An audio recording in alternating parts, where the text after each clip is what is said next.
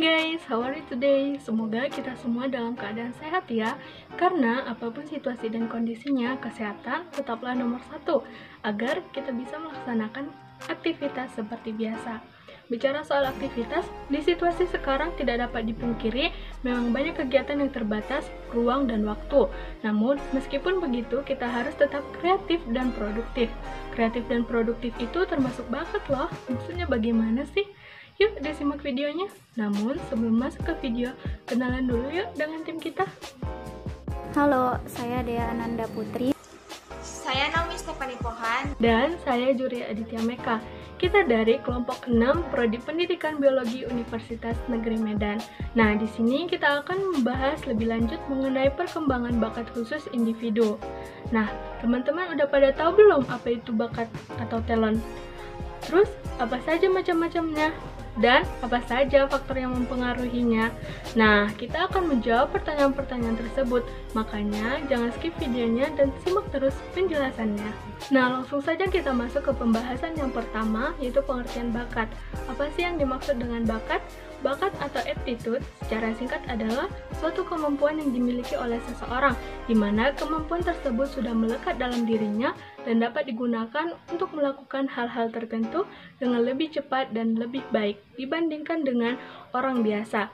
Pendapat lain mengatakan pengertian bakat adalah kemampuan yang ada di dalam diri seseorang sejak ia lahir, di mana kemampuan tersebut dapat digunakan untuk mempelajari sesuatu dengan cepat dan dengan hasil yang lebih baik. Nah, setiap orang memiliki bakat yang berbeda-beda loh, dan bentuknya juga sangat beragam. Misalnya, seperti bakat musik, bakat menari, melukis, menggambar, akademik, dan lain sebagainya. Banyak yang beranggapan bahwa bakat dan minat adalah dua hal yang sama, padahal keduanya berbeda. Minat cenderung pada keadaan di mana individu memiliki perhatian khusus terhadap sesuatu dan ingin mempelajarinya lebih dalam, sedangkan bakat seperti yang sudah dibahas sebelumnya, yaitu sesuatu yang sudah melekat dalam dirinya sejak lahir. Bakat dibedakan menjadi dua loh, yaitu yang pertama bakat umum. Bakat umum ini merupakan kemampuan atau potensi dasar yang dimiliki oleh setiap individu. Beberapa contoh bakat umum manusia diantaranya mampu berbicara, mampu berpikir, mampu berjalan atau bergerak, menulis dan membaca, dan lain-lain. Dan yang kedua yaitu bakat khusus. Nah, di sini kita akan membahas secara mendetail tentang bakat khusus. Pengertian bakat khusus sendiri itu menurut Koni Semiawan atau Utami Munandar, bakat khusus itu kemampuan bawaan yang berupa potensi, dan jika memperoleh kesempatan untuk terus berkembang dengan baik, maka akan muncul kemampuan khusus dalam bidang tertentu sesuai dengan potensinya. Jadi disebut bakat khusus apabila kemampuan tersebut yang berupa potensi bersifat khusus, contohnya khusus dalam bidang akademik, seni, sosial, dan sebagainya. Nah, jenis-jenis bakat khusus itu menurut Koni Semiawan dan Utami Munandar sendiri, mereka mengklasifikasikan berbagai bidang, yaitu dalam bidang akademik, misalnya dalam bidang angka-angka atau numerik, logika, bahasa, dan sebagainya. Dan yang kedua ada bakat-bakat kreatif. Nah, bakat kreatif ini dalam bidang kreatif produktif, artinya dalam menciptakan sesuatu yang baru, contohnya menghasilkan teknologi baru, menghasilkan inovasi atau arsitektur yang terbaru dan sejenisnya. Dan yang ketiga adalah bakat seni. Nah, bakat seni ini ya khusus dalam bidang seni saja, misalnya mampu menciptakan lagu, mampu menulis lagu, mampu melukis dengan indah. Dan yang keempat ada bakat kinestetik atau psikomotorik, contohnya berbakat dalam hal sepak bola, bulu tangkis, tenis, dan keterampilan teknik lainnya. Dan yang terakhir ada bakat sosial. Nah, bakat sosial ini misalnya mampu melakukan negosiasi, mampu menawarkan suatu produk, mampu atau mahir untuk mencari koneksi, mampu dalam berkomunikasi dalam organisasi, dan mahir dalam hal kepemimpinan. Nah, tadi kan sudah dijelaskan mengenai jenis-jenis bakat khusus individu. Ada bakat akademik, ada bakat seni, sosial, dan lain-lain.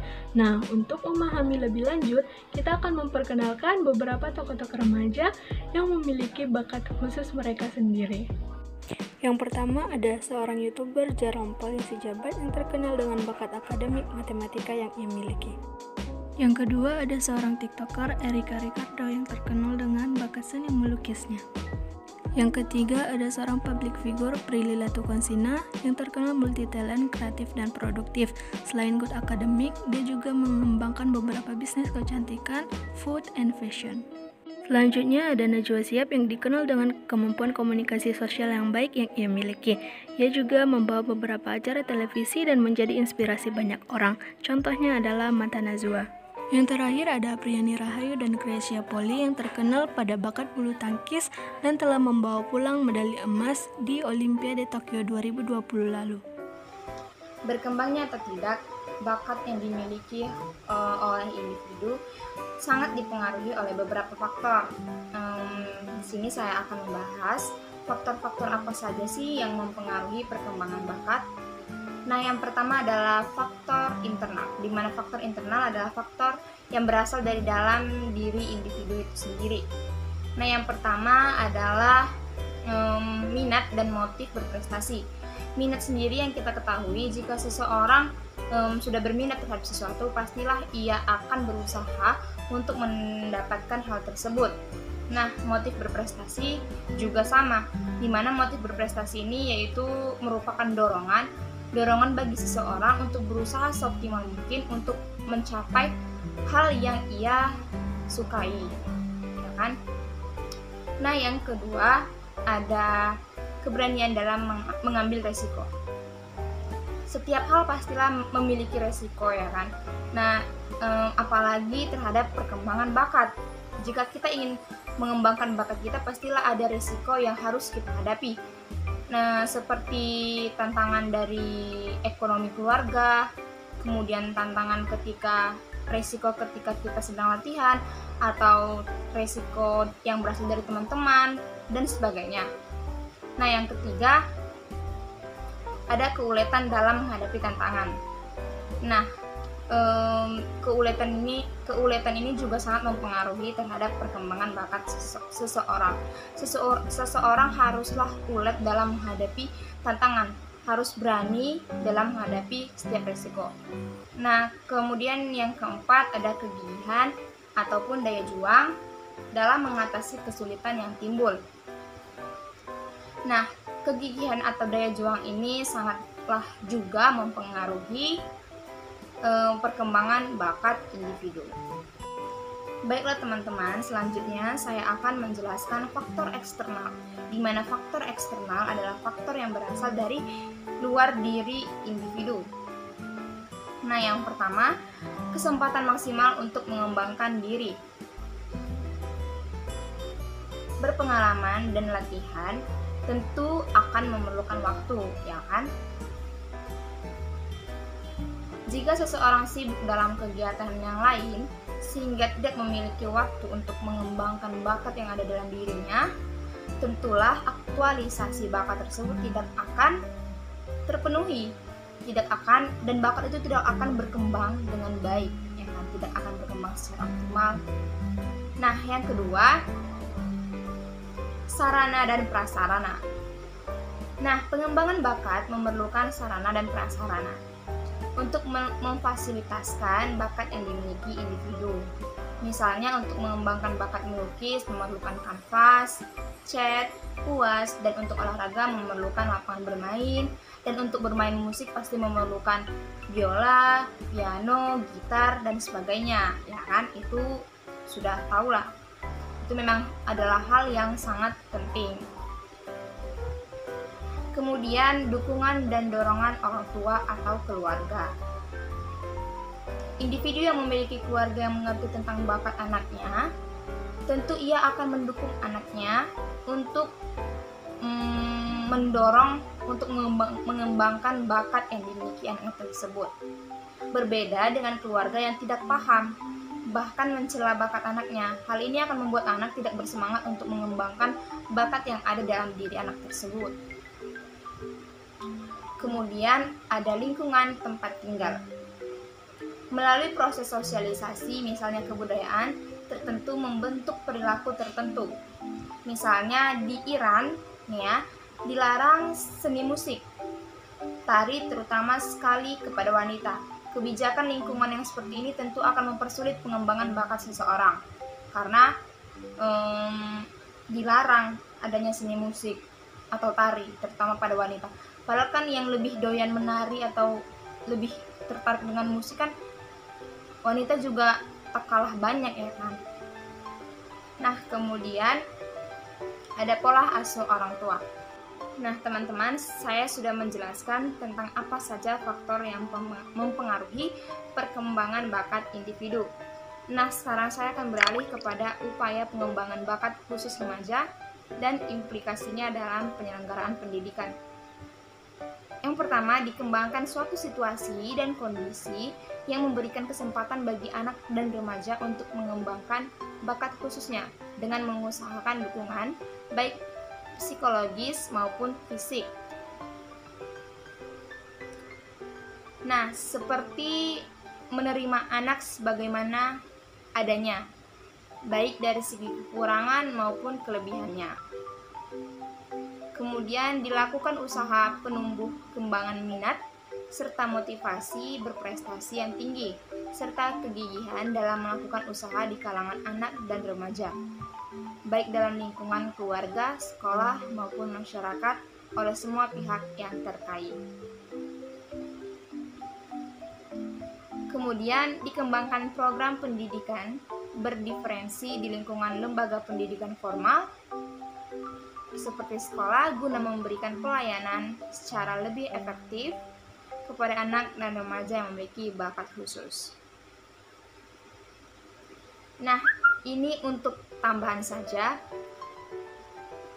Perkaya anak dengan bermacam-macam pengalaman serta latihan, kemudian membangun kepercayaan diri bahwa anak memiliki potensi yang dapat dikembangkan jika ia mau berusaha seoptimal mungkin. Kemudian berikan perhatian, simpati, dan empati terhadap anak yang berbakat sehingga dia merasa dipedulikan oleh pendidik. Kemudian sediakan fasilitas yang memadai sehingga anak dapat menggunakannya untuk berlatih. Lalu buat acara perlombaan bakat sehingga memicu anak untuk mengembangkan potensi bakatnya.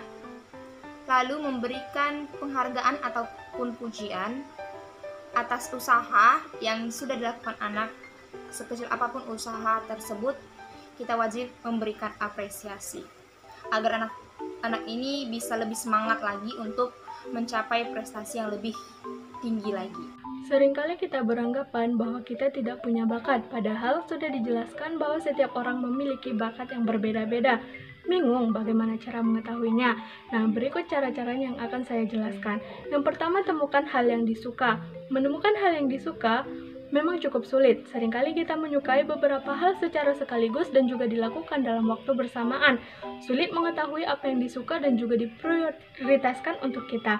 Sehingga coba temukan hal yang paling kita sukai dan ingin kita lakukan setiap saat. Dengan begitu, kita mungkin bisa mengenal bakat yang dimiliki lebih cepat. Kedua, apa hal yang sering dibicarakan? Menurut psikologi, jika kita mengatakan hal yang berulang-ulang, maka hal tersebut merupakan hal yang kita sukai. Apa yang kita bicarakan merupakan ciri dari hal yang bisa kita sukai. Sudah jelas bukan bahwa kita tidak akan membicarakan hal yang tidak mungkin kita suka dan dengan frekuensi yang sangat sering. 3, yaitu mengamati hobi. Mengamati hobi bisa membantu kita untuk menemukan apa sebenarnya bakat kita. Selain menemukan bakat dengan hobi, manusia juga menggunakan hobi untuk mengisi waktu luang serta mengasah hal yang ternyata mereka bisa lakukan dibandingkan orang lain. Sebagai contoh, kita memiliki hobi fotografi yang nyatanya hal tersebut merupakan bakat terpendam kita sebagai seorang ahli foto. Yang keempat, yaitu ikuti tes minat bakat. Hal ini merupakan hal yang lebih mudah dan cepat untuk dilakukan anak pada masa sekarang. Sejak kecil, mengikuti tes ini untuk membantu mengarahkan ke jalan yang sesuai dengan bakat serta minat mereka. Dengan mengikuti tes ini akan membantu kita memperjelas apa sih sebenarnya bakat utama dalam diri kita tanpa perlu susah payah. Presentasi keberhasilan tes ini berbeda-beda. Ada yang berhasil, namun ada juga yang harus menerima kegagalan yang tidak sesuai. Yang kelima yaitu jangan pernah menyerah. Terakhir adalah jangan pernah menyerah. Hal wajar jika menemukan minat dan bakat dengan waktu bertahun-tahun lamanya. Bahkan tak jarang ketika mereka sudah menjadi orang tua atau orang yang berpengalaman. Jadi jangan pernah menyerah untuk mengetahui apa saja kelebihan serta kelemahan yang sudah kita miliki dan juga bakat yang terpendam pada diri kita. Mungkin sekian penjelasan yang dapat kami sampaikan, kurang dan janggalnya kami mohon maaf. Don't forget to like, comment, and subscribe this channel. Thanks for watching guys. Bye.